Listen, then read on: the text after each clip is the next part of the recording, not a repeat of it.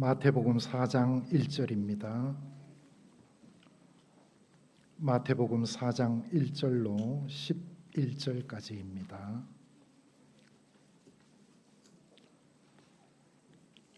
마태복음 4장 1절로 11절입니다.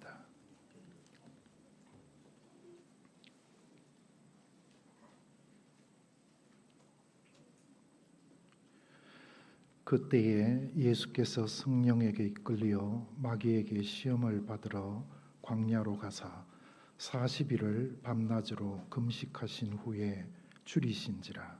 시험하는 자가 예수께 나와서 가로되 네가 만일 하나님의 아들이여든 명하여 이 돌들이 떡덩이가 되게 하라.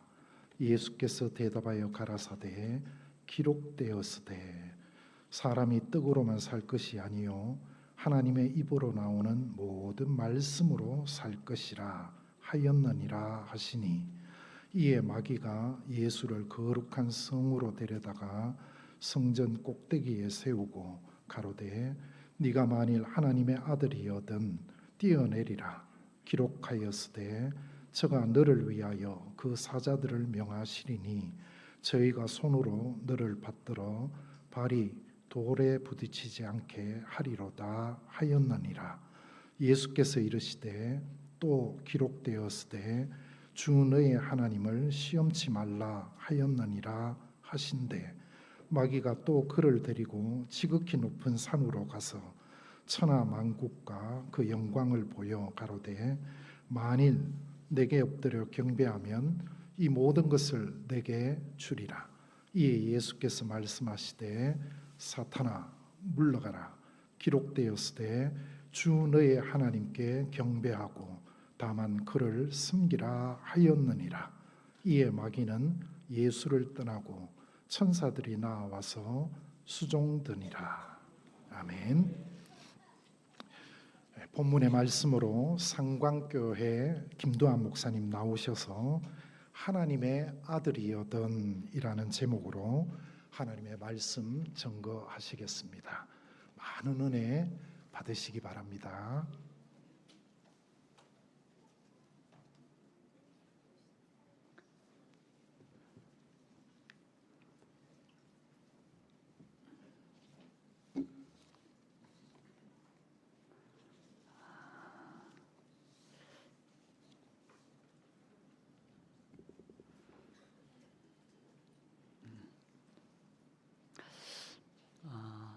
귀한 시간인데 먼저 에피소드 두 가지를 말씀을 드리겠습니다.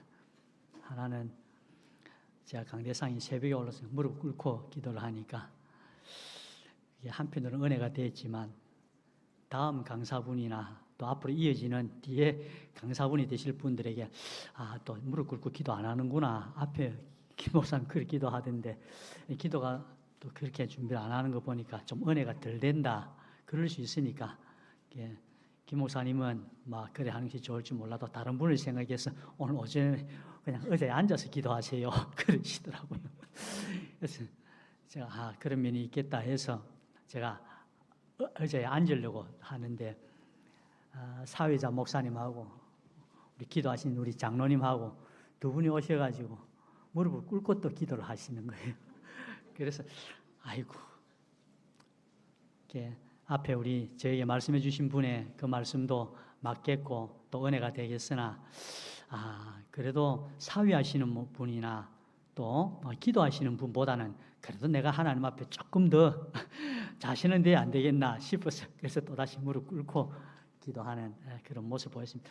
보이기 위한 것이 아니라 제가 하나님 앞에 어째야 조금이라도 그래서 좀 하나님 기뻐하실까 그래서 하는 것으로 우리 다 그래 하시는 줄 믿으시지요?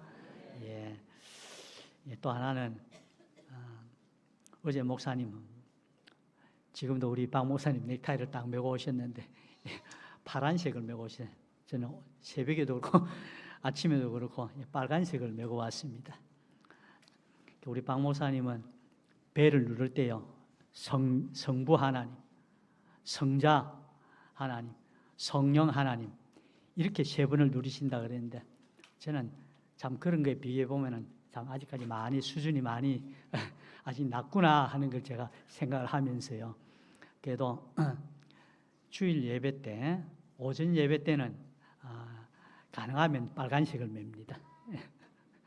오후에는 또 파란색을 맵니다. 그래 하는 것은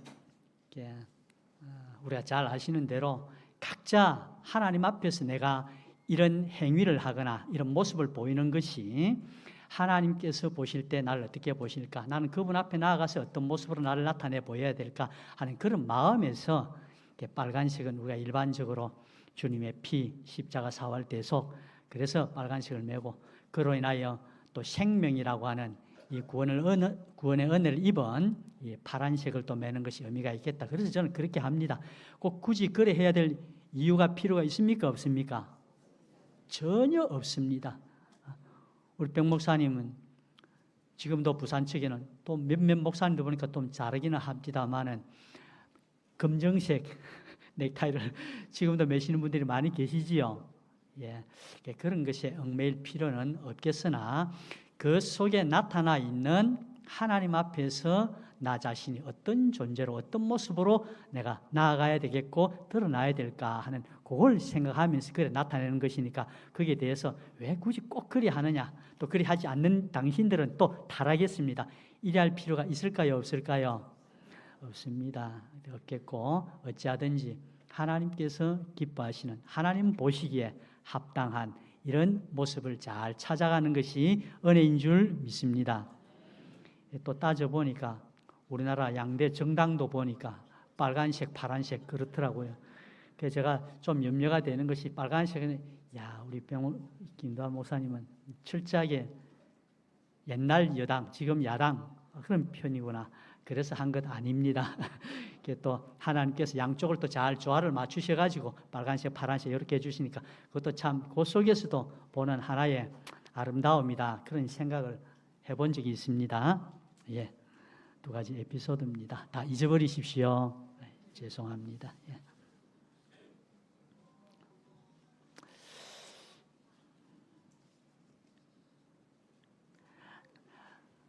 하나님께서 지으신 사람, 그리고 처음 아담을 지으시고 하와를 지어 가정이 이루어지게 하셨고, 또 이후에 그 가정이 또 넓어져서 사회가 되어지고 국가가 되어지고, 또 이런 일들이 계속 수도 없이 내려오면서 역사가 쌓여지게 됐는데, 인생 전체에 사람이라는 것, 또 가정이라는 것, 사회나 국가라고 하는 것, 더 나아가서 역사 전체를 두고 과연 사람이 무엇으로 어떻게 사는가 하는 것을 좀 생각을 해보았습니다. 유아기 때는 말이죠, 그저 잘 먹고 잘 자고, 또 표현이 그렇습니다만 잘 싸고, 그러면 어떻습니까? 그 아이는 건강하지요. 생명이 잘 유지가 되고 엄마 아빠의 귀여움을 받습니다. 그러다가 별 생각 없이 한번 베네짓이라 그럽니까?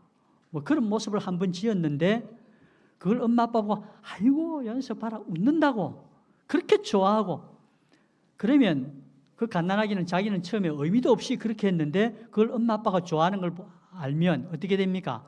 또 하고 그렇게 되지요. 그걸 통해서 엄마 아빠의 또 칭찬을 받고 자꾸 그런 사람으로 자라가는 그런 유아기 때의 모습도 우리가 보면 그렇다 하는 것을 알 수가 있습니다.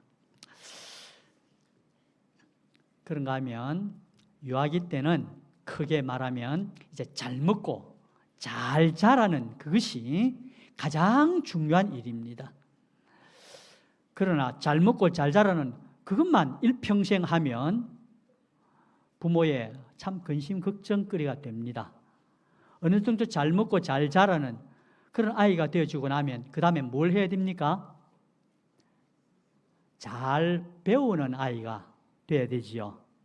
그걸 한마디로 말하면 좀 실력을 쌓아가는 그런 사람이 돼야 아이고 저 말도 할 줄도 모르고 글을 읽을 줄도 모르고 학교 가서 공부는 왜 저렇게 못할까? 앞으로 저 세상을 어떻게 살아갈까? 부모의 근심 걱정거리가 되는 것입니다.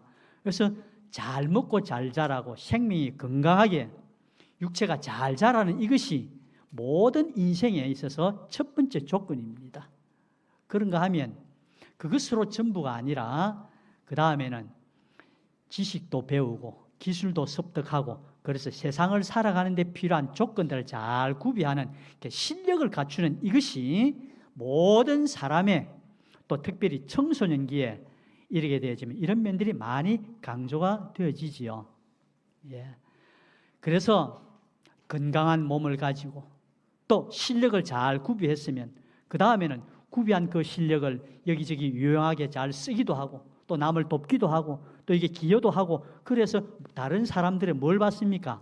인정을 받지요. 아, 저 사람 참 대단한 사람이다.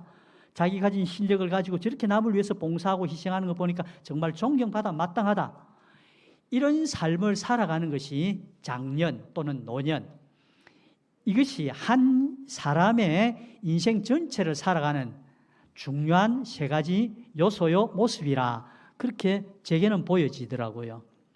어릴 때는 어찌하든지 건강하게 잘 먹고 잘 자라는 그게 자라고 나서는 실력을 잘 구비하고 갖춰 세상을 살아가는 데 필요한 그런 조건들을 잘 갖추는 그것이 아주 인생에게서 사람에게서 중요한 요소인 것이요. 그리한 다음에 이것을 가지고 어떻게 잘 쓰임받고 또 봉사하고 잘 사용해서 다른 사람들에게 유익을 끼치고 그래서 모든 사람들이 볼 때 인정하고 칭찬하고 또 존경하고 그래서 명예와 영광을 취득하는 이것이 한 사람의 생애 가운데서도 일생 가운데서도 중요한 세 가지 요소라 그리 할 수가 있겠습니다. 동의가 좀 되십니까? 예. 근데 한 개인만 그런가? 또 조금 생각을 해보니까 한 가정이라 그럴까요? 또 조금 범위를 뺀 가족사라 그럴까요? 이런 것도 좀 비슷한 그런 패턴을 유형을 가지고 있다 하는 것을 보게 되더라고요. 직업에는 귀천이 없습니다. 죄송합니다. 다른 나라 말을 썼어요. 독일 말로 직업을 베루프라고 합니다. 베루프. 영어는 일반적으로 job 그러지 않습니까? 그런데 이 독일의 베루프라고 하는 이 의미는 직업을 의미하는 이 베루프는 일반 영어에서 사용하고 있는 job과는 조금 의미가 다릅니다. 베루프라는 말은 베루펜이라고 하는 부름을 받는다, 소명을 받는다 그런 의미에서 나온 뜻이 이게 베루프입니다. 이거는 종교개혁 당시에요. 마틴 루터가 성직자들만 하나님의 부름을 받은 것이 아니라 부모도 또 직업도 제빵사도 또 정육점을 경영하는 사람도 심지어 나아가 엄마가 아기의 기저귀를 가는 그 일도 전부가 다 하나님께서 주신 성스러운 거룩한 일이다. 그래서 독일 말에 있어서 직업이라는 게 아니면 베루프입니다. 소명 그런 뜻입니다.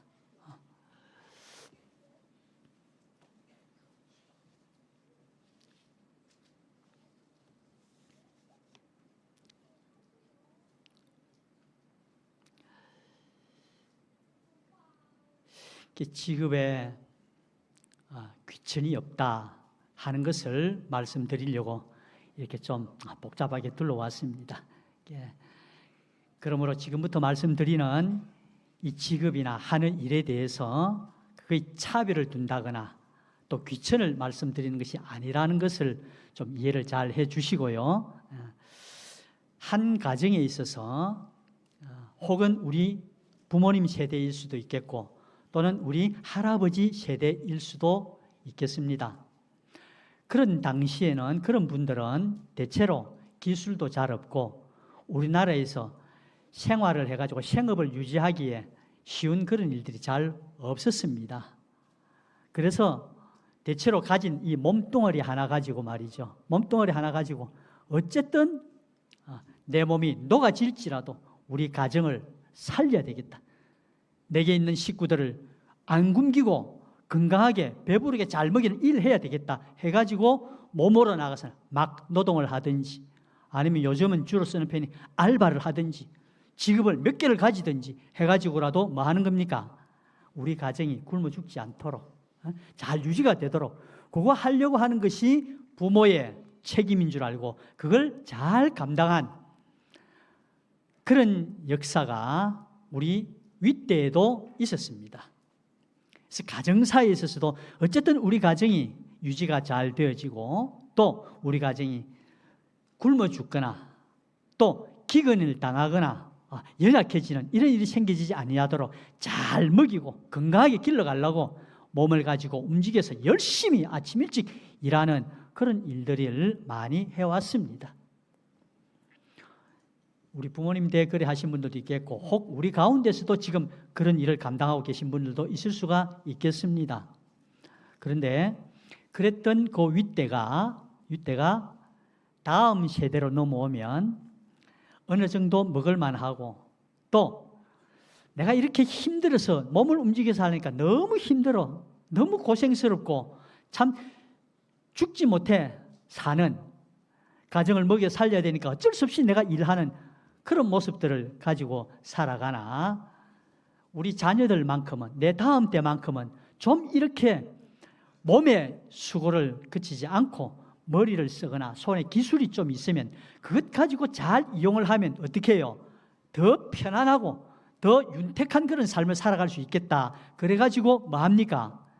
나 자신은 막노동을 하고 몸에 지친 그런 삶을 살아가지만 우리 자녀들은 내 다음 때는 좀 어쨌든지 공부를 시켜가지고 기술을 배워가지고 그 실력을 쌓아주려고 실력을 심어주려고 그리 다들 해오는 그런 삶을 우리가 살았고 우리가 또 살아가고 있지요. 예. 그래서 못 먹어도 뭐 해야 된다고요? 배워야 된다고요. 그래서 말입니다. 한 가정에 엥겔 지수가 높은 집안도 있으나 그거는 좀 줄이더라도 어쨌든 공부하는데 실력 길러주는데 거기 많이 투자를 해가지고 우리 자녀들만큼은 나보다는 좀 편안하게 나보다는 좀 더 윤택하게 그런 삶을 살아가도록 해줘야 되겠다라는 것이 부모의 또는 그 윗대의 어르신들의 다음 세대를 향한 사랑의 표현이 그렇게 나타날 것입니다. 났습니다.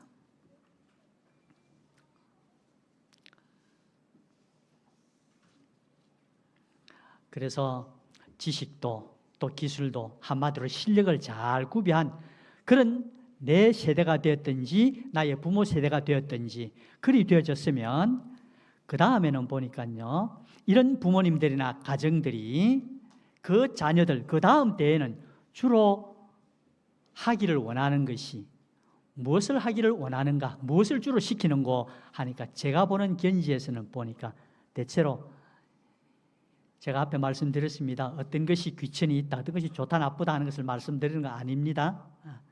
음악이나 미술이나 예술이나 이런 쪽으로 자녀들을 마귀합니까? 그 길을 가도록 그렇게 지도를 하고 그렇게 양육을 시켜가는 것을 좀 보게 됩니다. 왜 그런가? 예술계통이나 미술이나 음악이나 이것은 많은 사람들 앞에 자연스럽게 뭐 해야 됩니까? 나타나야 되고 드러나야 되고 그래서 많은 사람들의 박수를 받고 갈채를 받고 칭찬을 받고 환호를 받고 대우를 받는 그런 모습의 삶이 또 얼마나 좋은가 우리 자녀는 그렇게 했으면 좋겠다라고 해서 그런 쪽으로 자녀들을 지도하고 가르치는 그런 모습들을 보게 되지요. 그런데 좀 보니까 그래요. 세상에서 가장 경쟁이 심하고 그 분야에서 이름이 나가지고 부모가 생각하던 대로 정말 모든 사람들에게 박수 갈채를 받으면서 그렇게 살아가는 삶이 되어졌다는 그런 기대와는 달리 성공하기가 가장 어려운 부분이 어디입니까? 분야가 또 예술계통이거든요. 또 사람이 그러다 보면 예술계통에 이렇게 자꾸 투자를 하다 보면 사람이 자기 자신의 주어지는 환경을 스스로 독자적으로 개척해 나가는 이 면이 좀 약해지는 것을 또 보게 됩니다. 그래서 좀 사이클을 두고 본다면요. 몸으로 힘을 써가지고 어쨌든 먹고 살아야지, 먹여 살려야지 했던 거기에서 이제 지식과 기술은 실력을 쌓았던 거기에서 또 예능이나 이런 쪽으로 해서 그러다 보면 한 집안이 또 일반 대체적으로 좀 쇠퇴해지는, 물론 예술을 해가지고 말입니다. 뭐 미술품이나 이런 걸 막 사들여가지고 그걸 재산 정식의 수단으로 쓰는 그런 사람도 있습니다만은 아주 일반화시켜서 보니까 좀 그런 것 같아요. 사람 생애를 살아가는 생존 경쟁력이 좀 약해지는 그런 부분들이 있습니다. 그러면 그 다음 밑에 그 예술을 한 그 다음 자녀들은 또 어떻습니까? 선대에 이루어놓은 그런 부나 모든 안락한 삶을 살아갈 수 있는 그런 요소들과 좀 많이 감퇴가 되어지고 줄어들게 되어집니다. 그럼 그 다음 시대는 또 뭐 해야 됩니까? 내 몸을 또다시 움직여서 어쩔 수 없이 내가 이런 형편을 타개하기 위해서는 내 몸을 안 움직일 수 없는 그런 상황으로 또 몰리게 되더라는 것입니다. 한 가정사도 보니까 인생 전체에, 인류 전체에 가정사도 대체로 이런 사이클이 적용이 되고 있다 하는 것을 좀 보게 됩니다. 조금 범위를 넓히면요, 한 사회나 국가도 그런 것 같습니다. 우리나라가 해방이 되고 6.25 전쟁을 거치면서 그 당시는 어땠습니까? 여러분, 부대찌개 아십니까? 저는 부대찌개를 아직 못 먹어봤습니다. 말만 들었습니다. 꿀꿀이죽은 들어보셨습니까? 젊은 세대는 모르실 수 있겠습니다만 꿀꿀이죽이라는 그런 말, 외국의 원조를 받아가지고 말입니다. 또 먹다가 남은 거, 부대에서 먹다 남은 거 그런 거 말입니다. 어떻게 끌어모아 가지고 말입니다. 물을 부어라, 뭐 좀 밀가루 더 섞어라, 그래가지고 말입니다. 그걸 한 끼 때우려고 말입니다. 예? 안 굶어 죽으려고. 그래서 나눠 먹던 그런 시절이 우리나라에도 있었지요. 그런 시대가 있었습니다. 어쨌든 살아남기 위해서요. 그랬던 시대가 이제 60, 70년대 넘어오면서 우리나라가 부강한 나라야 되겠다. 부강한 나라가 돼야 되겠다. 그래서 기술을 또 지식을 어쨌든 배워야 되겠고 기술을 습득하는 이런 나라가 되도록 해야 되겠다. 그래가지고 나라에서 정책을 쓰기를요. 저도 고등학교를 제가 78년도 고등학교 갔고 75년도 중학교 갔고요. 81년도 대학을 갔는데요. 제가 고등학교 올라갈 때만 하더라도요. 한 반에서 말입니다. 한 63명, 64명이었거든요. 요즘 모르니까 한 30명 정도가 한 반에 잘 안 된다 그럽니다. 그런데 한 63, 4명 가운데서요. 대체로 보면 한 1등에서부터 3등, 또 많으면 5등 정도까지는 인문계 갑니다. 또 1등부터 한 10등 정도 사이에서요. 가정 형편이 좀 어렵고 한 분들은 어디를 갔는가 하니까 상고나 공고를 갔습니다. 맞습니까? 그리고 10등 밑으로요. 10등 밑으로 뭐 상고 공고 좋은 데 가기는 좀 힘들고 그러면요. 일문계 가고 그랬습니다. 이게 무슨 말이죠? 우리나라가 살아남는 길은 어쨌든지 기술이나 지식이나 이런 걸 쌓아야 된다. 그래가지고 나라의 정책을 그렇게 써서 고도 성장이 집중적으로 이루어지도록 그렇게 해왔지 않습니까? 그래 우리나라가 박정희 대통령이 정권을 잡고 그걸 해나갈 때 우리나라 100억 불 수출한 해가 몇 년도입니까? 예? 78년도요? 78년도랍니다. 78년도인데 그러고 나서 79년에 사건이 있었네요.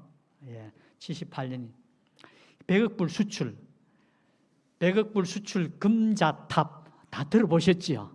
온 나라의 모든 산업 역량을 다 동원해가지고 수출한 것이 100억이 됐다는 그게 얼마나 자랑스러운 일인지 모릅니다.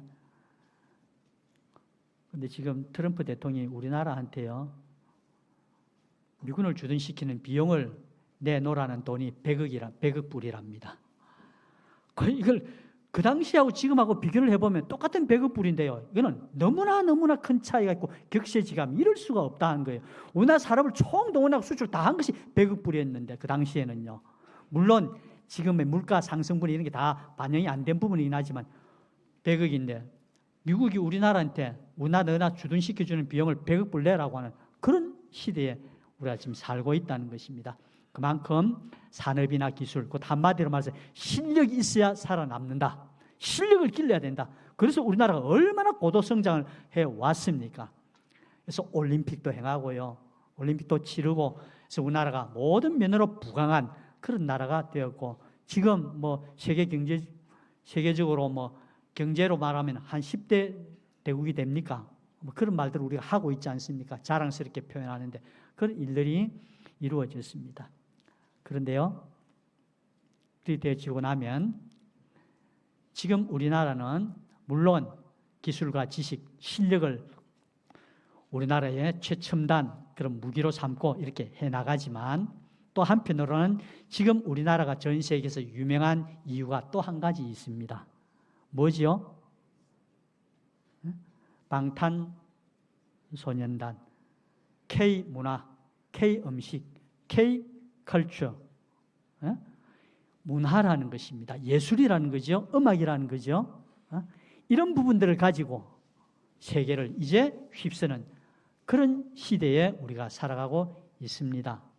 그런데요, 조금 우리가 생각을 해보면 예술이나 문화라고 하는 것은 발전적이거나 진취적인 것보다도 좀 현재 있는 것들을 어떻게 하면 잘 아름답게 포장을 해가지고 많은 사람들을 감동시키는, 많은 사람이 따라오도록 하는 이면에 집중하는 것이 문화의 속성입니다.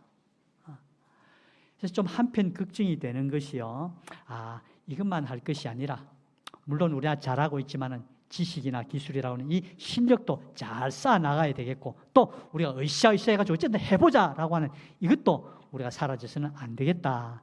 그렇게 생각을 합니다. 그래서 한 나라의 사이클도 보니까요. 어쨌든 나라가 패망하지 않고 살아남도록 먹고 살리는 이 일에 집중을 했다면 그 다음에 실력을 쌓게 하는 그 면에 집중을 해서 그 다음에는 문화나 예술 쪽으로 이렇게 또 강조를 해서 이끌어가는 이런 모습들이 한 나라 안에서도 이루어져 가고 있다 하는 것을 보게 되고요. 여러분들 대체로 한 나라가 멸망을 할 때가 되면 어떤 현상이 나타납니까? 먹자, 마시자, 부어라, 마시자, 가무가 유행하고요. 예술이나 또 문화나 이런 쪽으로 많이 치우치는 그런 양상들을 나타내 보입니다. 그러다 보니까 그게 엄청난 비용이 투자가 돼야 되고 많은 자본이 희생이 돼야 되고 그러니까 그걸 끌어모으려면 어찌 됩니까? 양민들의 재산을 착취를 해야 되지 않겠습니까? 그러다 보니까 일반 양민들은 또 어떻게 합니까? 반발이 생기죠. 이게 사회를 갈아엎어야 되겠다. 뒤집어야 되겠다. 그래서 쿠데타라든지 혁명이라든지 이런 게 일어나지 않습니까? 새로운 사회를 만들어야 되겠다. 그래서 목숨을 내어놓고 새로운 사회를 건설해야 되겠다는 강한 의지를 가지고 목숨을 내어놓고 무력을 가지고 세력을 찬탈하든지 정부를 뒤집든지 새로운 사회를 만들어서 혁명을 해서 한 나라를 세우지요. 세워진 그 나라가요. 끊임없이 총칼을 들고 자꾸 나라를 뒤집겠다는 그런 세력이 나오면 됩니까? 안 됩니까? 안 되겠지요. 그러니까 나라를 새로 세웠으면 그 사회를 안정화시키기 위해서 뭐 하는 겁니까? 제도나 기술이나 학문이나 이런 것들을 뭐 합니까? 권장을 하지 않습니까? 그런 거 장려하지요. 우리 조선도 세워진 것을 보면 칼로 이승계가 세력을 지배하고 나서는 그 다음에 사병들을 다 어쨌습니까? 혁파를 시켜버리고 뭘 합니까? 제도를 만들고 율령을 선포하고 학문을 권장해가지고 말입니다. 사람들을 인재를 등용해가지고 나라를 어떻게 안정시키는 그 제도화시키고 안정화시키는 그게 필요한 것이 뭡니까? 글을 읽어라, 공부해라, 제도를 잘 익혀라, 기술을 습득해라. 그래서 나라가 어떻게 됩니까? 융성하게 되어지는 그런 조선시대의 초기, 중기까지가 그런 사회가 쭉 넘어오게 되지요. 근데 말기로 넘어가면 어찌 됩니까? 이제 우리가 이렇게 넉넉하니까 모든 것이 다 충족하니까 뭐요? 좀 이제 먹고 즐기자, 가무도 즐기자, 또 그림도 좀 그리자, 음악도 좀 풍성하게 하자 이라는 바람에 나라가 어떻게 됩니까? 점점 피폐해지고 쇠퇴해지는 그런 과정을 거쳐서 또 어떻게 됩니까? 나라가 멸망을 하게 되어지는 또 새로운 사회가 나타나게 되는 이런 것이 자 앞에 이거 많은 시간에 시간을 소요한 것이 무슨 말씀을 하고자 한 것인가 하니까 한 개인으로부터 가정도, 사회도, 국가도, 역사도 전체적으로 보면 인생을 지배하고 있는 큰 세 가지 요소가 무엇인고 하니까 첫째는 물질이라는 것입니다. 물질. 둘째는 무엇입니까? 실력이라고 하는 것입니다. 셋째는요, 그래서 내가 영광을 얻어야 되겠다. 요겁니다. 요 세 가지가 모든 인생을 전부 다 한 사람의 예외도 없이 본능적으로, 기본적인 욕구로 다 가지고 있는 요소입니다. 그래서 마귀가 세상을 점령하고 자기의 가진 것으로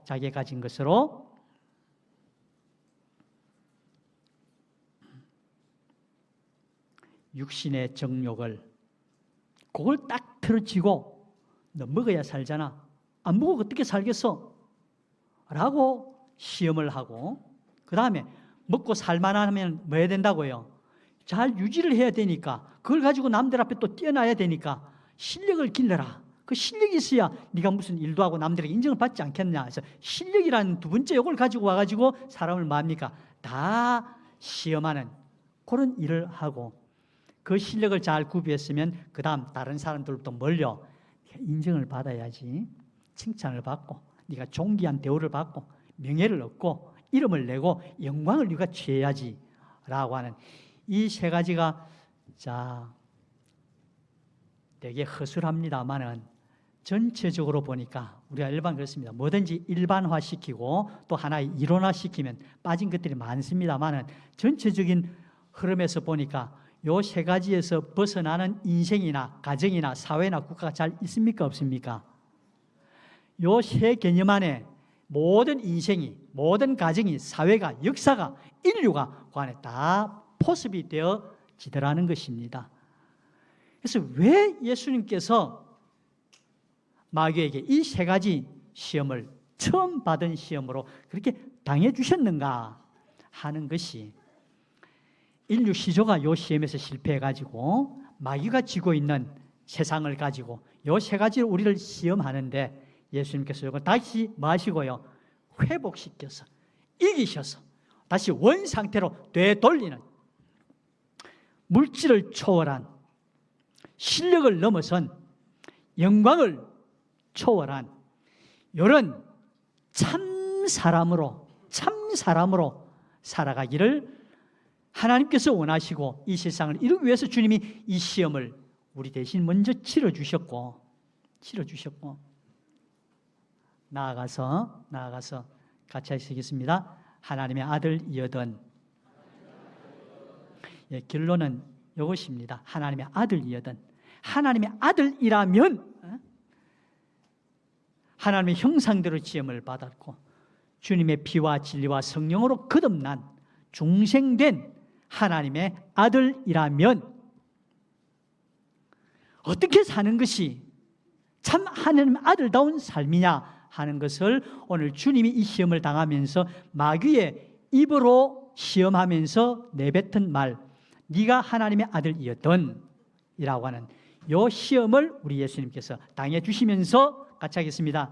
하나님의 아들인 나는 물질보다 실력보다 영광보다 주님이 성경으로 또 기록되었을 때 하신 그 말씀으로 그 안에 주님께 해당된 그 영감의 말씀으로 이걸 승리하신 것 같이 저도 여러분들도 이걸 승리해 나간 우리 주님과 같은 이 실상을 이루게 하시려고 주님이 이 시험을 당해 주셨고 우리는 어떻게 하면 이 시험을 이길 수 있다 하는 길까지 또 길뿐만 아니라 주님이 그렇게 친히 경험하고 체험하고 본으로 보여주신 그것까지 우리는 받아 가진 자로서 얼마든지 이길 수 있는 그래서 이걸 통해서 하나님이 원하시는 그런 아름다운 구원의 열매가 맺어지는 저도 여러분들도 되시기를 주님의 이름으로 축원합니다.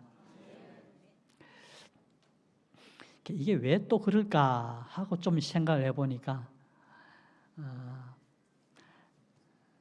사람의 마음의 요소가 말입니다. 사람의 마음의 요소가 무엇입니까?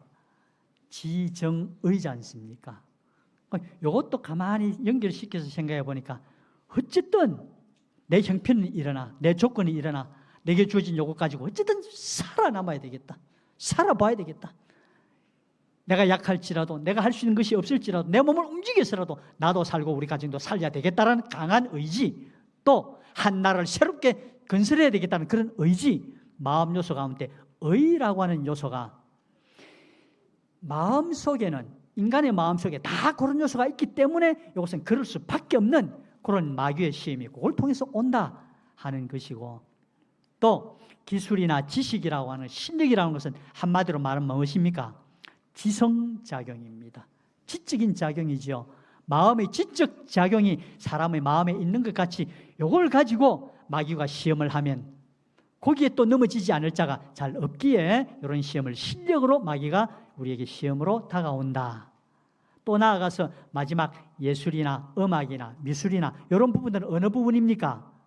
사람의 정적인 요소, 정서, 감정의 요소를 자극을 하고, 그래서 감흥이 되어지고 감동이 일어나고 감탄이 되어지는 그런 요소를 자꾸 자극을 시켜가지고 점점 더 그런 쪽으로 끌고 가는, 그래서 앞에 의지나 지적인 그런 요소나 작용이 사라지게 만드는, 그러니까 나약한 사람이 되어지게 만드는 그런 역사가 있게 되는 것입니다. 그래서 왜 이런 세 가지 시험일까 하는 것도 좀 가만히 따져보면, 하나님께서 지으실 때 하나님 형상대로 지으신 영과 또 영을 닮은 마음과 몸으로 지으셨다고 하셨는데, 그 마음의 요소 안에 모든 것이 마음에 달려있다. 이게 불교에서는 일체 유심조라 그렇게 말하지만 우리 성경은 뭐라 그럽니까?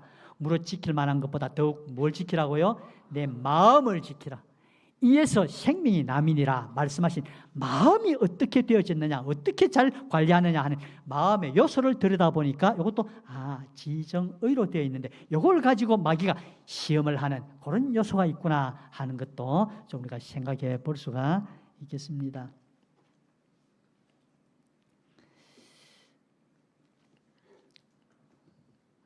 이런 말씀 안 하고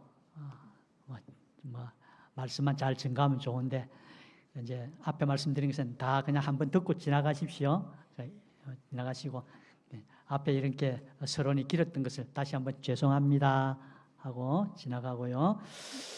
다시 이제 본문으로 돌아와서 이런 기초 토대 위에서요. 토대 위에서 우리 주님께서 마귀가 시험하는, 마귀가 가지고 쓰는 시험하는 이 세 가지 요소를 가지고 예수님께 와서 시험할 때 첫 번째 시험한 것이 무슨 시험이라 그랬습니까?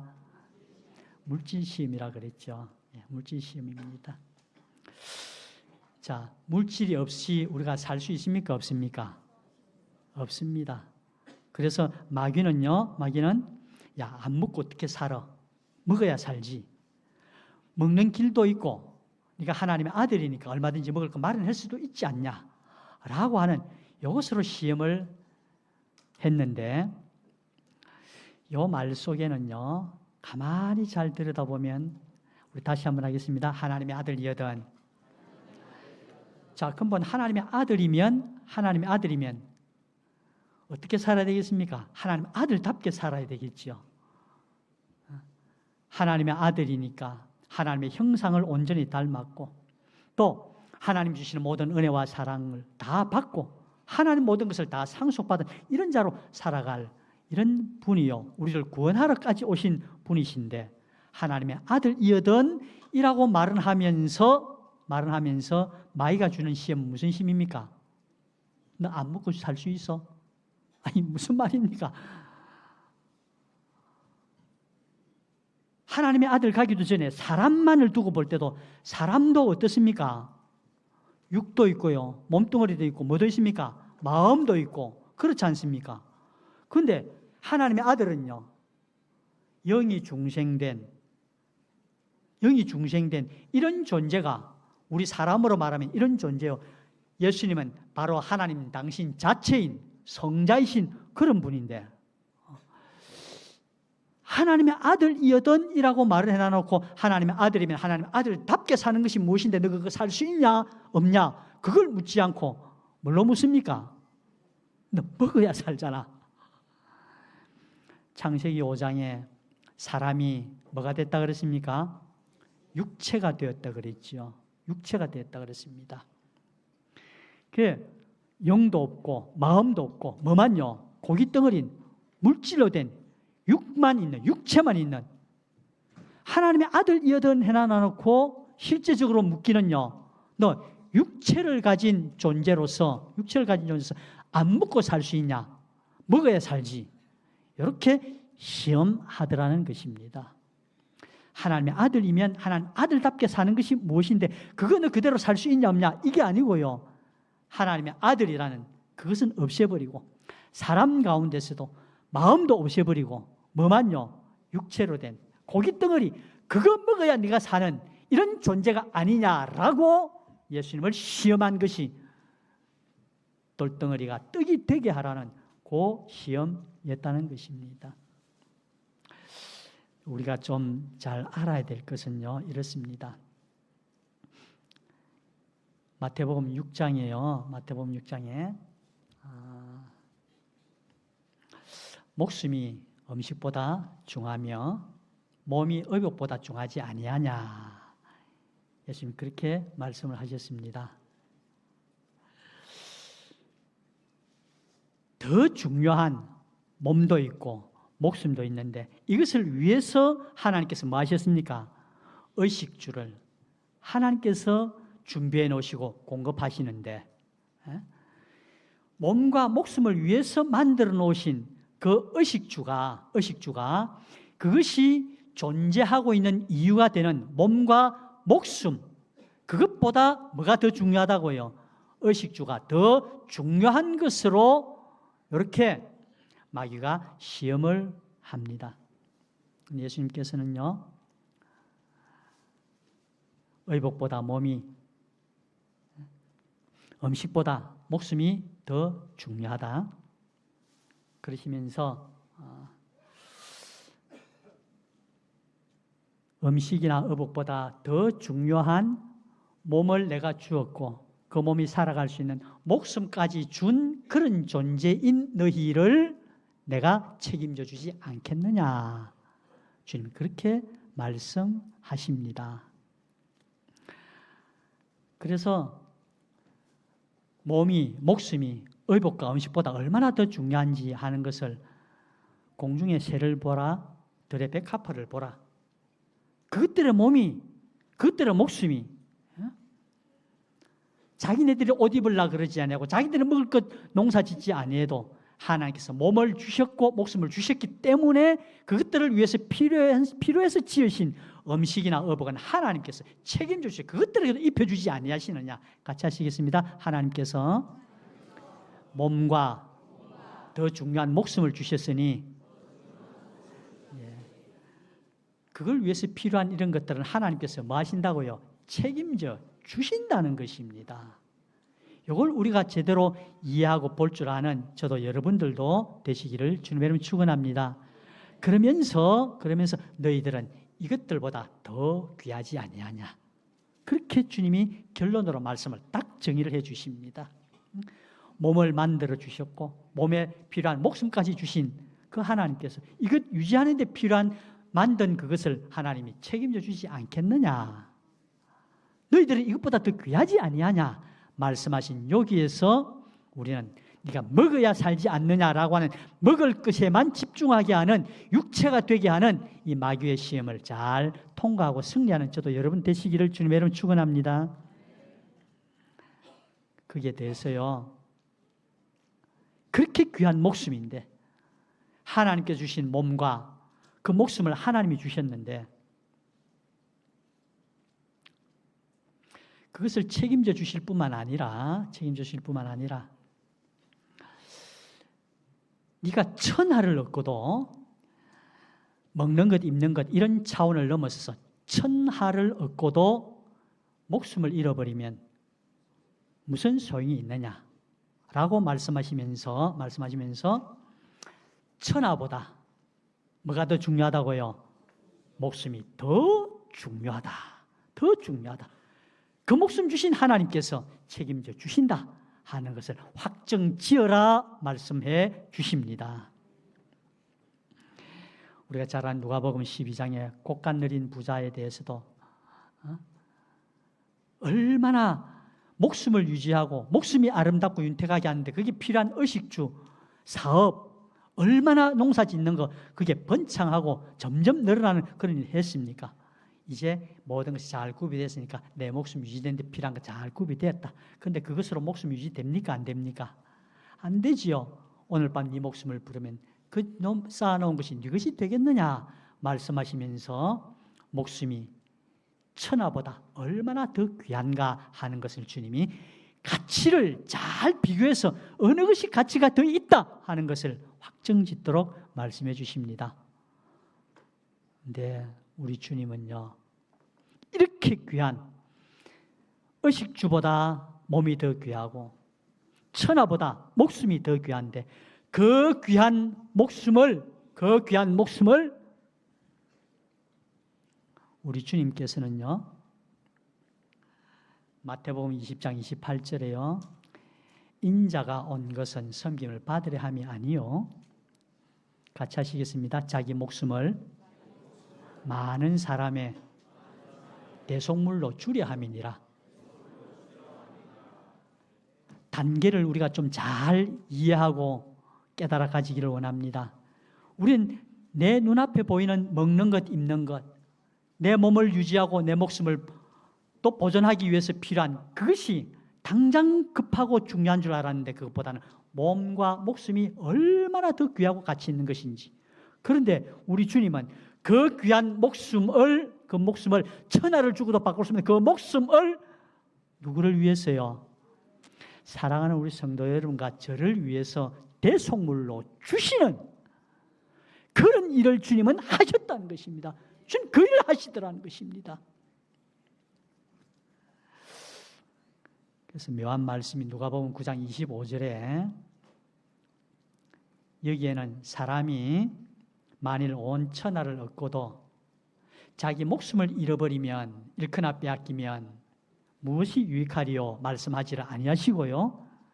누가복음 9장 25절 우리 같이 한번 읽겠습니다. 시작.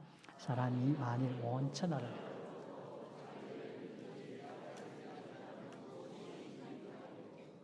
뭐라고 하고 있습니까? 자기를 잃거나 빼앗기면 무엇이 유익하리요? 우리가 이 땅을 살아가는데 필요한 많은 물질이 있습니다. 의복도 필요하고 의식주도 있습니다. 그러나 그것보다 몸이 더 귀하고 그 몸도 안에 목숨이 있어야 몸이 유지가 되어지고 자라고 성장하지요. 목숨이 더 귀합니다. 그래서 그 목숨을 천하를 얻기 위해서 내어주는 것은 그것이 오히려 잘못된 것이고 손해다라고 말씀하신 주님께서요, 그 목숨을 우리 주님은 우리를 위해서 대속물로 내어주시기까지 그 귀한 목숨까지 우리에게 주시는 주님이시요. 그러면서 주님은 처음부터 우리를 사랑하셔서 우리를 구원하시려고 그 귀한 목숨을 우리 위해서 주시려고 오신 당신이 어떤 분이시다 하는 자기 자신에 대한 그 정체성을 잃어버리지 아니하고 거기에 꼭 합당한 그런 자로 십자가에 자기 자신을 주신 그런 주님이시요. 그러면서 요한복음 15장 13절에는요, 사람이 친구를 위하여 자기 목숨을 버리면 이에서 더 큰 사랑이 없나니 주님 말씀하시고, 요한일서 3장 16절에 그가 우리를 위하여 목숨을 버리셨으니 우리가 이로써 사랑을 알고 우리도 같이 하겠습니다. 우리도 읽겠습니다. 시작.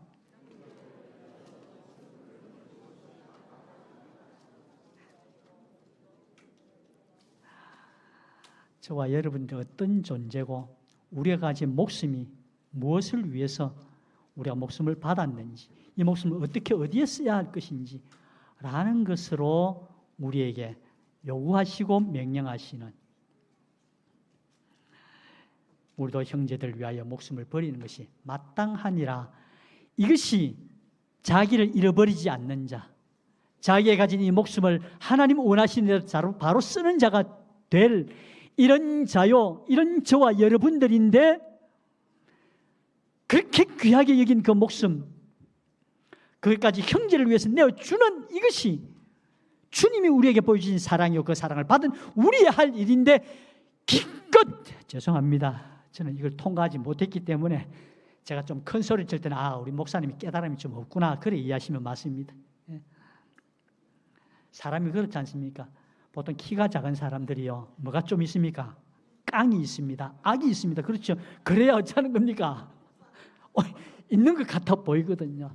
그래서 대체로 좀 그런 것 같습니다. 조곤조용 사랑함으로 하나씩 이렇게 말씀을 나누는 것, 그 속에는 생명이 있는데, 우리 목사님 큰 소리 치는구나. 물론 강조하기 위해서 그러는 것 같으나 실상은 목사님 실상이 별로 없어서 그러니 억지로라도 좀 이렇게 끼 맞추려고 그래 하는구나, 그래 하시면 거의 맞는 것 같습니다. 제가 보니까 저 그래요.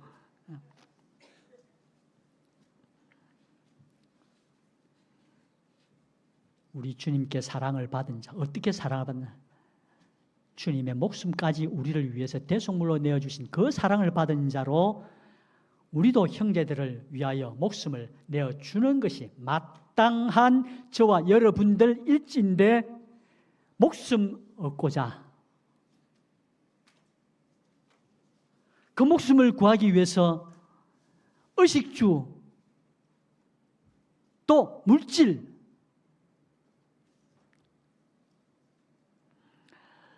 사탄 마귀가 예수님께 와서 떡 만들어 먹으라고 하는 그 시험이 저와 여러분들에게도 같이 하겠습니다. 우리 주님처럼 가당치도 않은 그런 시험이시기를 주님의 이름으로 축원합니다.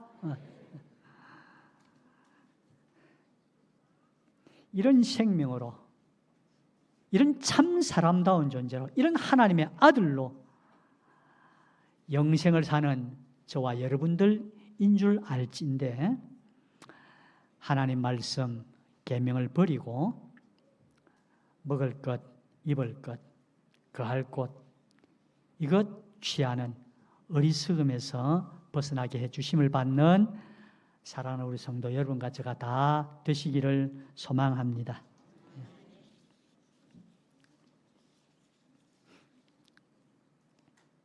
둘째로는 실력시험이라 했습니다. 실력시험입니다.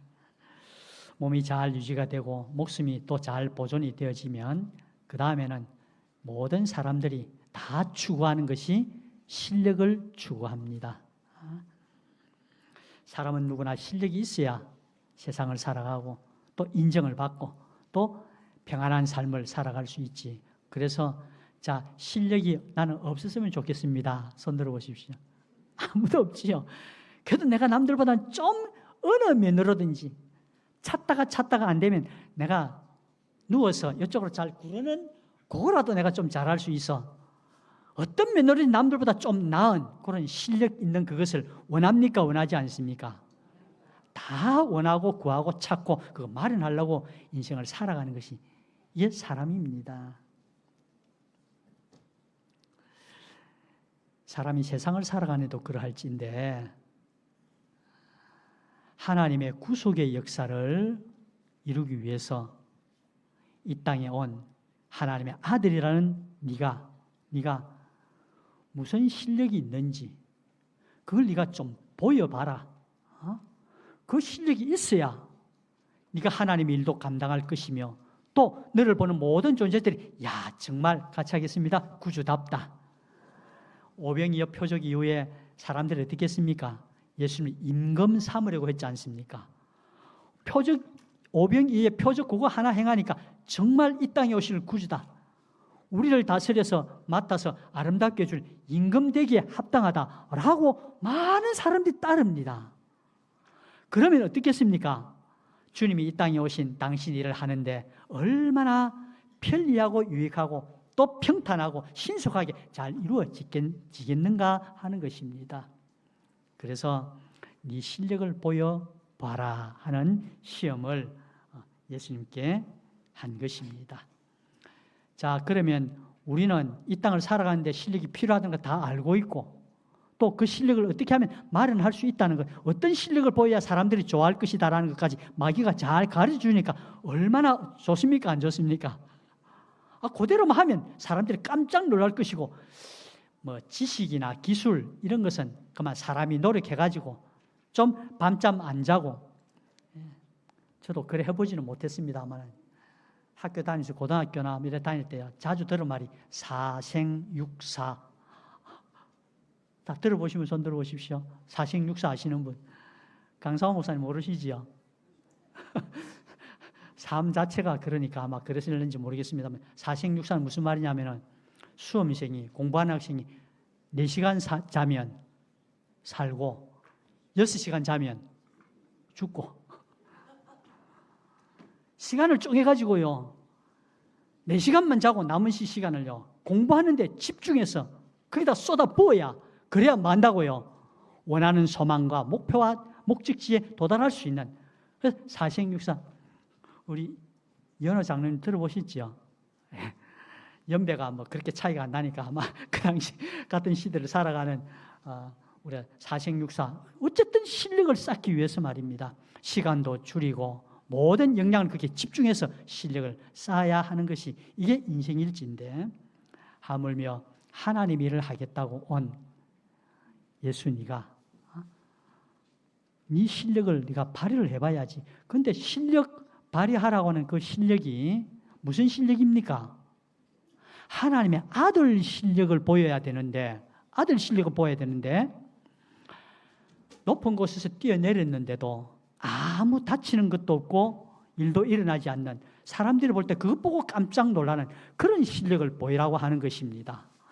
참 마귀가 하나님의 아들이면 아들다운, 하나님의 아들다운 그런 실력을 보이라 할 것이, 해야 될 것인데, 너무나 참 우리가 보기에는 인간적인 그런 수준의 시험을 가지고 네 실력 보이라 그렇게 말합니다.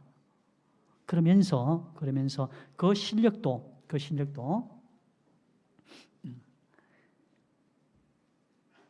네가 먼저 하나님을 믿고 몇 번째 뛰어내리면 하나님께서 너를 보호해 주실 것이라는 그 믿음을 가지고 네가 뛰어내려봐라. 그럼 하나님 그렇게 해주실 것이다 라고 하는 네 실력을 보이라는 것과, 그 실력을 보이는 그게도 이거 하나님을 믿고 하면 하나님께서 성경에 약속을 그렇게 하셨지 않느냐, 그러니까 네 믿음을 또 나타내 보이라.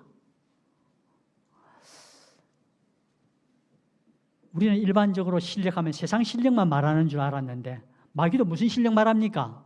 성경에서 말하고 있는 하나님이 도와주시는 그런 그 도움을 받기 합당한 그런 믿음의 실력을 네가 보이라, 이렇게까지 마귀가 또 시험을 하더라는 것입니다. 그런데 예수님께서는 이걸 또다시 기록되었으되 하시고, 또 거기에 딱 합당한 하나님이 예배해 놓으신 하나님의 말씀, 영감된 말씀, 주 너희 하나님 시험치 말라는 그 말씀으로 딱 승리를 하십니다. 승리하신 이 내용을 우리가 조금 살펴보면 이러합니다. 마귀가 뛰어내리라 그럽니다. 그런데 뛰어내리라는 그건 예수님이 쓰시는 성경 말씀에 뛰어내리라는 그 말씀이 예수님께 해당됩니까? 안 됩니까? 뛰어내리라는 그 말씀은 예수님께 주신 하나님의 말씀이 아니라는 말씀입니다. 하나님 뛰어내리라, 지금 이 시간 뛰어내리라 하면 그것이 뛰어내리는, 그게 하나님의 명령이요 성경인데, 그것이 아니고 뛰어내리라는 것은 성경에 없는 하나님의 말씀이라 이 말이죠. 그래서 예컨대 뛰어내리라 하는 그 말대로 내가 믿고 뛰어내렸습니다. 뛰어내려서 마귀가 시킨 그대로 해가지고 뛰어내렸는데 하나님 지켜주셔가지고 아무런 일도 없이 사람들이 깜짝 놀랄 만한 그런 역사가 일어났습니다. 그러면 거기에는 구원이 있을까요? 없을까요? 그 실력으로 하나님께서 예수님을 보내신 하나님의 그 소원과 뜻을 이루어 드릴 수 있을까요? 없을까요? 없습니다. 우리는 모세가 하나님께로부터 반석을 가리켜서 물을 내라고 그렇게 하나님께로부터 말씀을 받았지요. 그런데 모세가 반석을 어떻게 했습니까? 2번을 쳤습니다. 결과는 어쨌습니까? 엄청난 물이 쏟아져 나왔고 지금까지 원망불평하던 그것이 다 사라지고 과연 우리 모세는 위대한 지도자다. 하나님의 종답다. 우리를 이끌어가기에 하나님이 세우신 지도자답다라고 모든 백성들이 뭐 했습니까? 좋아하고 실력을 인정했고 박수갈채를 모세에게 보냈습니다만은 그것이 구원이 됐습니까? 안 됐습니까? 구원이 되지를 못했을 뿐만 아니라 그걸 인하여 자기 자신도 가나안에 들어가지 못하는 그런 결과를 맺고 말았다는 것입니다. 그래서 우리가 참 실력을 쌓는 것이, 실력 있는 것이 얼마나 중요한지 모릅니다. 얼마나 귀하고 가치 있는 일인지 몰라요. 자, 실력을 잘 마련하시는, 또 하나님께서 주시는 은혜를 따라서 나에게 주신 달란트를 잘 발견하고 그걸 잘 활용하고 또 연습해서 하나님이 주시는 실력을 잘 구비한 이런 우리 이 자리에 함께 하신 모든 성도 여러분과 저가 되기를 주님의 이름으로 축원합니다. 그러나 그 실력이 하나님의 말씀이 아닌, 하나님께서 그리 하라고 하신 그 말씀이 아닌, 그러므로 하나님의 뜻이 아니요 하나님의 계명에 위배된 하나님 말씀이 아닌 그걸 가지고 내가 실력을 마련해야 되겠다. 더 나아가서 하나님의 말씀을 어겨도 내가 실력이 있어야 살아갈 것이고, 이 실력이 있으면 그 다음에 하나님께 더 귀하게 쓰임을 받으면 되지 하고, 그렇게 마련된 그 실력이라면 그것 가지고 하나님께서 하나님의 일을 하는데 쓰실까요? 안 쓰실까요? 하나님 쓰시면 죄송합니다 표현을 해서 하나님이 배신자가 되시겠죠. 그렇지 않습니까? 예수님께서 이 사실을 정확하게 아시고 뛰어내리라는 하나님 말씀 아닌 그것을 가지고 자기의 실력을 나타내 보이라고 하는 거기에 주님은 동요되지도 않고 시험에 넘어가지 않고 또 그것을 나타내는 거기에 네가 믿음으로 먼저 하면 하나님께서 와서 네 믿음에 합당한 그 내용의 실상을 이루어 주실 것이 아니냐. 그럼 네 실력도 나타나고 네 믿음이 이렇게 큰 믿음이다 하는 것까지, 야, 높은 곳에 뛰어내려도 하나님 도와주실 것이다 라는 것을 믿는 그 믿음 가지고 했으니까 예수의 믿음이 얼마나 큰 믿음이냐, 또 그걸 통해서 나타나는 그 실력은 얼마나 큰 실력이냐. 자, 일반적으로 이 2가지를 가지면 우리가 세상 살아가는데 필요한 모든 것을 다 할 수 있습니까? 없습니까? 다 할 수가 있겠습니다. 많은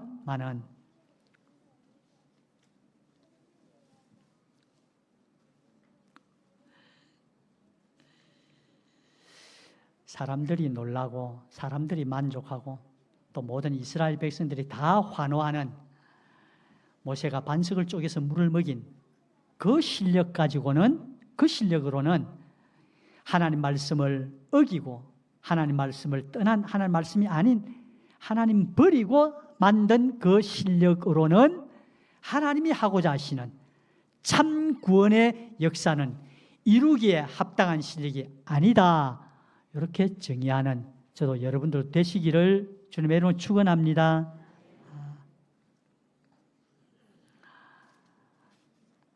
내가 먼저 하면 하나님이 해주실 것이다 라고 하는 믿음이 아주 큰 믿음인데 그것은 주님이 말씀하신 참 믿음이 아니다. 주님은 그렇게 우리에게 가르쳐 주시는 것입니다. 그래서 그러면 참 믿음은 무엇인가? 참 믿음은 어떤 믿음인가?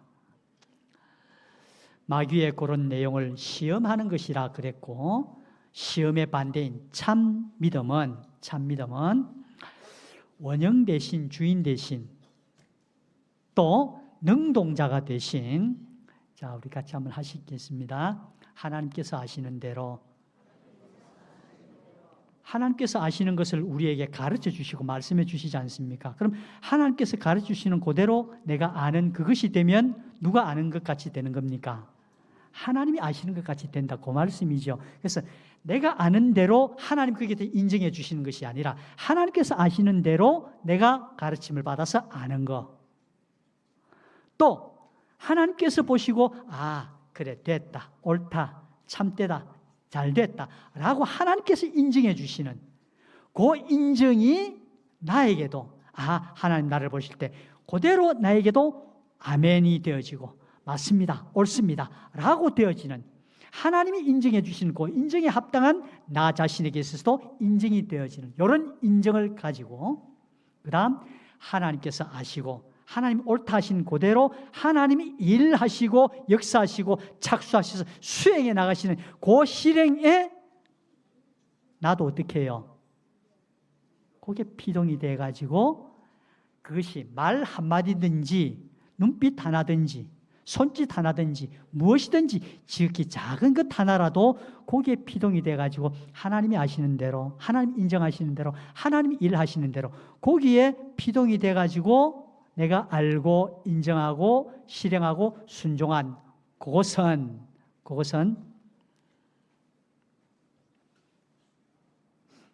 요게 같이 하시겠습니다. 참 믿음입니다. 이런 믿음을 우리 하나님께서 이 시험을 통해서 우리로 하여금 알게 하시기를 원하시는 것입니다. 그러면 우리는 이것이 지극히 작은 것이고 아무것도 아닌 것 같아 보여도 그걸 잘 들여다보면 하나님이 아시는 대로 아셨다. 그 말은 무슨 말입니까?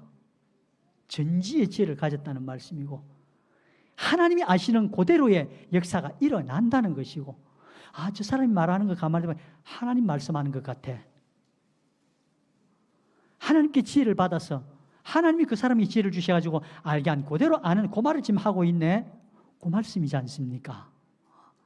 하나님이 옳다, 됐다, 맞다, 좋다, 나도 그렇게 하기를 원한다 라고 하는 그대로 내게도 인정이 되어지고 아멘이 되어지면 하나님과 똑같은 그런 인정과 옳다, 맞다, 참되다 하는 그것이 나에게서 온 것이 되어지고 내게 온 것이 되어지고, 그래서 하나님이 움직여서 일하시는 그대로 나도 순종해서 그대로 따라서 순종해 나가면, 실행해 나가면, 자,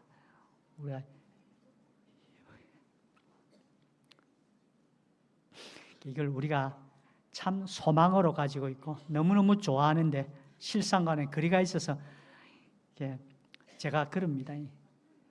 여러분들 답을 드리는 것이 아니라 숙제를 드리는 겁니다. 저 자신도 되어 있지를 못하니까 그렇긴 한데, 이게 하나님이 우리에게 주시기를 원하는 참 진리요 구원의 도리다. 하나님이 아시는 대로, 하나님이 인정하시는 대로, 그래서 하나님이 아시고 인정하신 그대로 일하시는 그대로 나도 따라서 일한 그것이 되어지면, 일은 내가 하는 것 같고 말은 내가 하는 것 같은데 그 말은, 내 일은, 내 움직이면, 내 솜씨는, 그래서 이루어진 그 실력은 누구의 실력과 솜씨입니까? 이게 우리 구원 도리라는 것입니다. 이게 참 믿음이라는 것입니다. 그걸 통해서 되어진 것은, 그것이 아무리 작은, 내가 하나 톡판을 떨어뜨리니까 소리도 안 들리는 그런 떨어짐이 있었다 손치더라도 그 속에는 뭐가 있습니까? 하나님의 솜씨, 하나님의 실력, 하나님이 나를 통해서 나타나신 이런 실력, 이런 믿음을 사랑하는 우리 성도 여러분과 저도 가질 수 있기를, 이 은혜 주시기를 주님의 이름으로 축원합니다.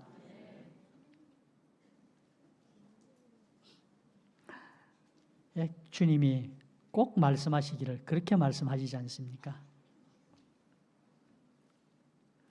38년 된 병자를 고치고 나니까 많은 유대인들이 시비를 겁니다. 예수님 말씀 한마디로, 자 같이 하시겠습니다. 아버지께서 이제까지 일하시니 나도 일하노라.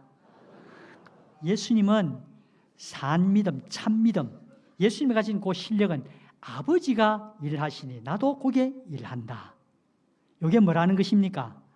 참 믿음이요, 그걸 통해서 되어진 것은 그게 참 실력이다.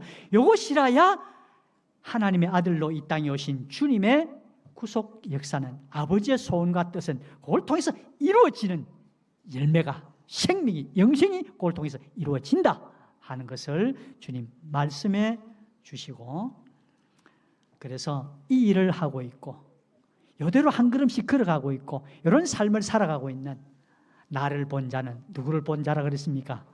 아버지를 보았다 그랬고, 더 나아가서 아버지와 나는 하나이다, 이렇게 말씀하신, 그대로 사랑하는 우리 성도 여러분과 저도 아버지와 나는, 아버지와 하나인 예수님과 같이 저도 거기에 하나에 함께 되게 해주시기를 원하시는 하나님의 이 소원을 실력 시험에서 참 믿음으로, 참 실력으로 이 실상의 구원이 이루어지는 우리 모두가 되기를 주님의 이름으로 축원합니다.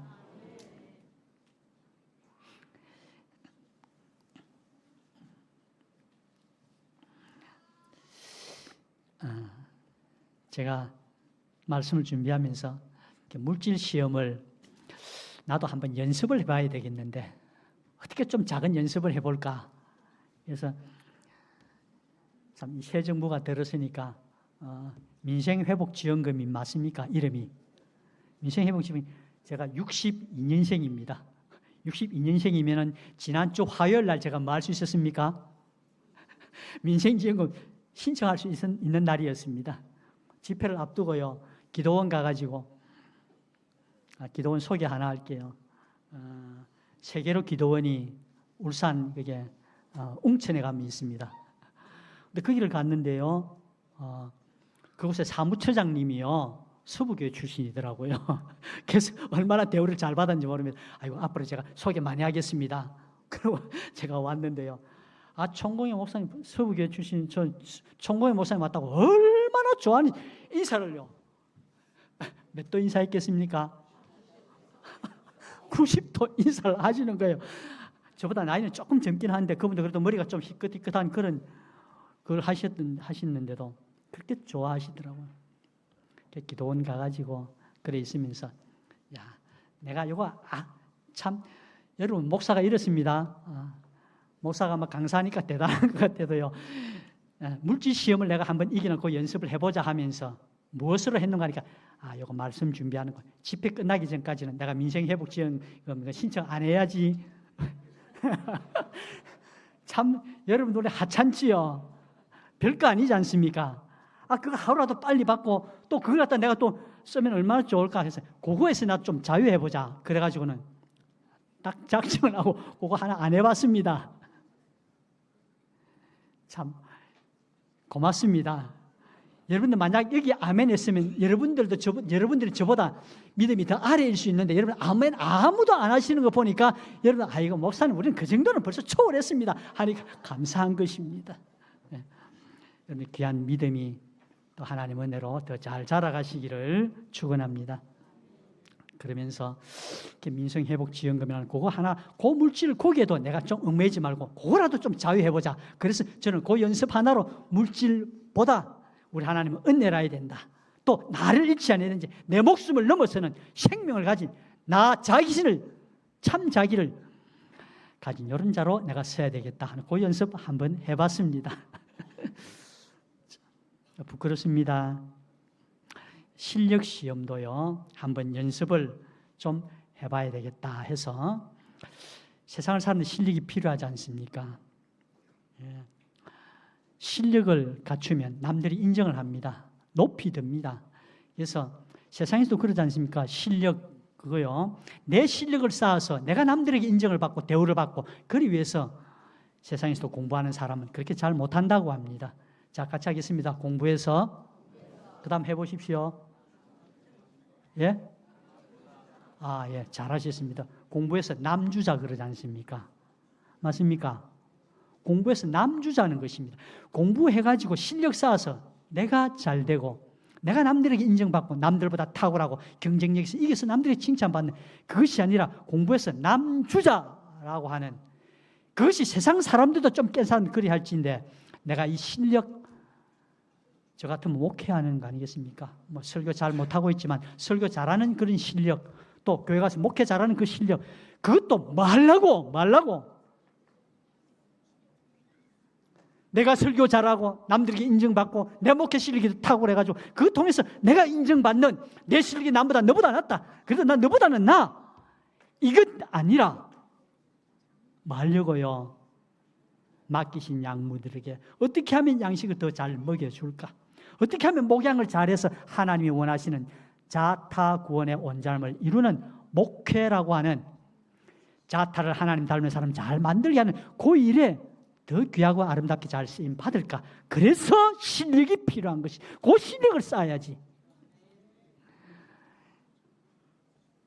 자, 이 말을 하면서 아이고, 목사님 다 저런 말까지 한 겁니까? 목사님 더 또 실력이 있네, 더 믿을만하네.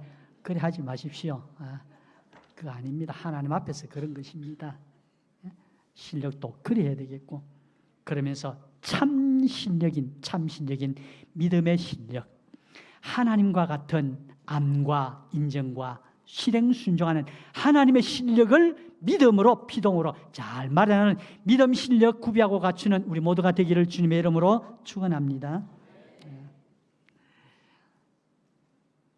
마지막 셋째로 영광 시험입니다. 54분인데 57분까지는 마치겠습니다. 목숨을 위한 물질 시험도 잘 통과를 했고, 또 실력 시험도 참 믿음의 실력을 잘 구비하고 갖춰서 통과한 예수님이십니다. 자, 이 정도 되면 무엇 받을 만합니까? 칭찬 받을 만하지요. 내 스스로도 나를 볼 때 어떻습니까? 자랑할 만합니까? 좀 남들이 알아줬으면 좋겠다.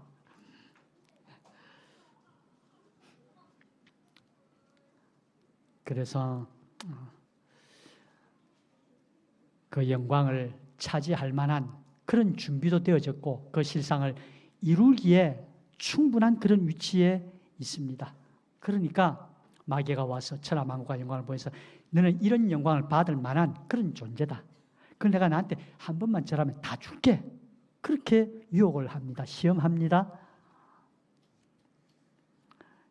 예수님께서 같이 하시겠습니다. 기록되었으되 주내 하나님께 경배하고 다만 그를 섬기라 하셨느니라 하신 진리와 영감, 생명과 영생의 그 말씀을 가지고 하나님 한 분만 영광을 받으시고 그분만 나는 섬기는, 이것이 내 할 일이지. 내게 돌아올 영광은 하나도 없고 그래서 주님 말씀하신 대로 영광을 취하려면 내가 이만큼 수고했는데 하나님 아버지 나를 버리실 수 있습니까? 그리 할 만한데 예수는 뭐 하시는 겁니까? 당신의 영광은 하나도 없이 우리를 하나님 아들 되게 해주시려고 십자가상에서 마지막 외치시기를 나의 하나님 어찌하여 나를 버리셨나이까? 당신은 흔적조차 없이 저 시궁창에 처박혀도 우리보다 더 낮은 위치에, 저는 그런 말을 자주 합니다. 그런 말씀 자주 드립니다. 남이 나보다 높아지려면 어떻게 해야 됩니까? 내가 그 사람 밑에 들어가야 그 사람이 나보다 높아지지요. 맞습니까? 욕실 청소를 해도요, 찌꺼기가 있으면 그걸 밑에 하수구로 몰아뿌리려면 물 있는 그걸 향해서 찌꺼기 있는 쪽이라서 물을 뿌리면 절대로 그게 안 내려갑니다. 어디로 해야 됩니까? 그 찌꺼기 있는 뒤쪽에다 물을 뿌려야 어떻게 됩니까? 그게 아궁이로 내려가지요. 수채 구덩이 내려가지요. 맞습니까? 우리를 하나님의 아들 되게 하시려면, 하나님의 자녀가 되게 하시려면 어찌해야 됩니까? 주님은 우리보다 더 낮은 하나님 아버지께 온전히 버림을 받은 그 위치까지 내려가셔야 우리를 밀고 들어 올려서 하나님과 가까워지게 하고 하나님의 사람이 되게 하고 하나님의 아들이 되게 하시는 그 역사가 이루어지지. 주님이 만큼 수고를 했으면 영광 얻기에 취하게도 합당하시나 주님은 그리하지 아니하시고 마지막 나의 하나님 어찌하여 나를 버리셨나이까까지 하는 그런 낮아짐과 그런 자기 자신의 없으심으로 온전히 하나님께만 영광을 돌린 우리 주님같이 사랑하는 우리 성도 여러분과 저도 물질 시험과 또 실력 시험과 영광 시험에 주님같이 승리하는 우리가 되기를 주님의 이름으로 축원합니다. 동성으로